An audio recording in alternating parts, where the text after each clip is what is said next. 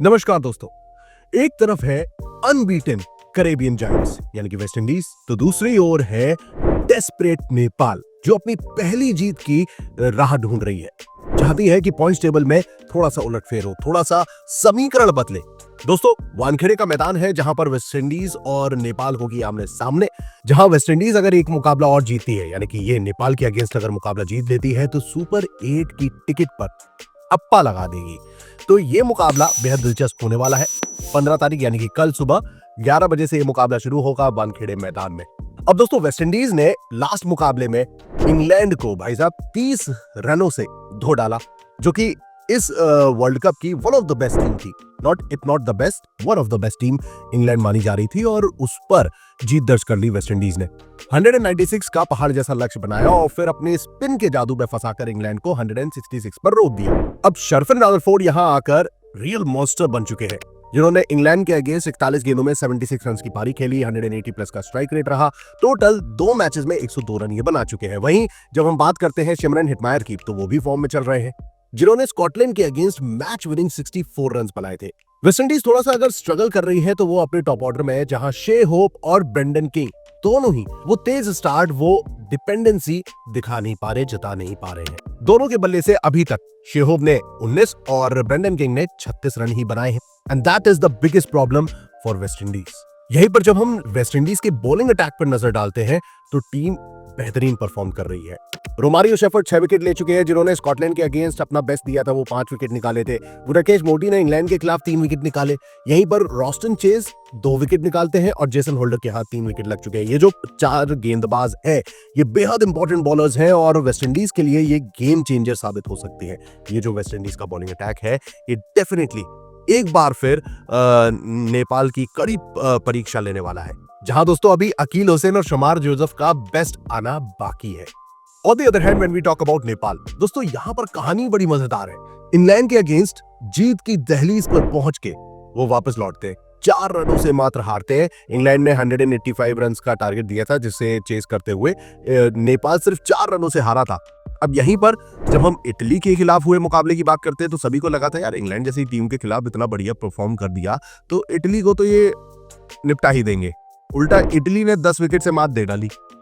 And that was the biggest shock इस T20 world cup का। बड़ा मतलब शॉक इस लहजे से कि 10 विकेट से ह्यूमिलिएट किया नेपाल को।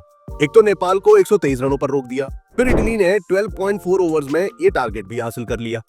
अब ऐसे में नेपाल का जो बैटिंग लाइनअप है वो थोड़ा सा इनकंसिस्टेंट जरूर रहा है। हालांकि दीपेंद्र सिंह एरी मौजूद है, जिन्होंने इंग्लैंड के खिलाफ 44 रन बनाए थे और टोटल 61 रन बना चुके हैं। रोहित पौडेल भी टीम में मौजूद है, जिनका वेस्ट इंडीज के खिलाफ थोड़ा बेहतर रिकॉर्ड है। साथ ही यहाँ पर आसिफ शेख और कुशल भूरतल हैं, जो कि एक्सप्लोसिव ओपनिंग पोटेंशियल रखते हैं। नेपाल का जीत का मंत्र एक ही हो सकता है, जो मुकाबला वो पलट सकते हैं वेस्ट इंडीज के खिलाफ, वो है उनका टॉप ऑर्डर। अगर वो चल गया देन नेपाल के जीतने के चांसेस आगे बढ़ सकते हैं।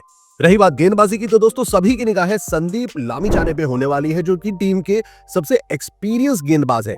इन्होंने अभी तक 70 मैचेस में 130 T20 विकेट्स निकाले हैं और यहीं पर वानखेड़े की स्पिन फ्रेंडली ट्रैक पे ये कारगर साबित हो सकते हैं, क्योंकि मिडिल ओवर्स में जहां वो वानखेड़े का मैदान थोड़ा सा स्पिन फ्रेंडली होता है, Sandeep Lamichhane can turn the game around.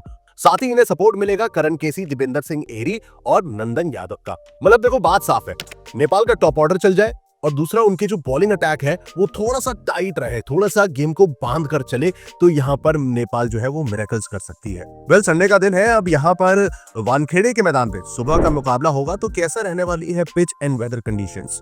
अब यहाँ पर साफ आसमान रहने वाला है, टेम्परेचर 29-31 का रहेगा, बारिश के चांसेस है नहीं, तो आपको एक अच्छा क्रिकेट कंडीशंस देखने को मिलेंगी। अब यहीं पर दोस्तों जब हम वानखेड़े के मैदान की बात करते हैं, तो it is a batting paradise. यहाँ पर रन अच्छे बनते हैं, बट इस वर्ल्ड कप में सबसे बड़ी मजेदार चीज ये हुई है कि सबसे ज्यादा स्पिन टर्न यहीं पर देखने को मिली है।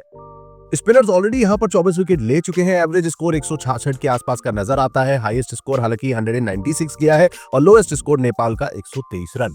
नॉर्मली इस मैदान पे अगर आप देखें तो चेस करना ज्यादा बेहतर रहता है, लेकिन जब हम इस T20 वर्ल्ड कप की बात करते हैं तो 4 में से 3 मुकाबले पहले बल्लेबाजी करते हुए जीते गए हैं। एंड दैट सेज कि पहले बैटिंग करना एक ज्यादा बेस्ट स्ट्रेटेजी हो सकती है। और भाई इन सभी बातों को सुनने समझने के बाद दोनों टीम्स को ध्यान में रखते हुए एक चीज तो साफ है कि वेस्ट इंडीज क्लियरली फेवरेट्स नजर आते हैं इस अपकमिंग कॉन्टेस्ट में। उनकी बैटिंग एक्सप्लोसिव है, बॉलिंग डेडली है और कॉन्फिडेंस स्काई हाई। वहीं नेपाल के पास टैलेंट की कमी नहीं है, लेकिन बॉलिंग थोड़ी सी वीक है और प्रेशर इज डेफिनेटली हाई। अगर नेपाल के ओपनर्स चल गए, संदीप लामिछाने मिरेकल्स कर देते हैं, तो डेफिनेटली नेपाल भी एक और बड़ा अपसेट करती हुई नजर आ सकती है इस T20 वर्ल्ड कप में। अब दोस्तों, आपके लिहाज से क्या एक और बड़ा अपसेट हमें देखने को मिलेगा कल सुबह, यानी कि संडे सुबह 11 बजे के मुकाबले में? क्या नेपाल वेस्टइंडीज को हरा सकती है? कमेंट सेक्शन में अपना जवाब जरूर दीजिएगा, अपनी राय दीजिए। और ये वीडियो पसंद आया हो तो इसे लाइक करें, चैनल को सब्सक्राइब करना ना भूलें, जिससे आप कोई भी वीडियो, कोई भी इंफॉर्मेशन मिस ना करें। So stay tuned and keep watching cricket Guru.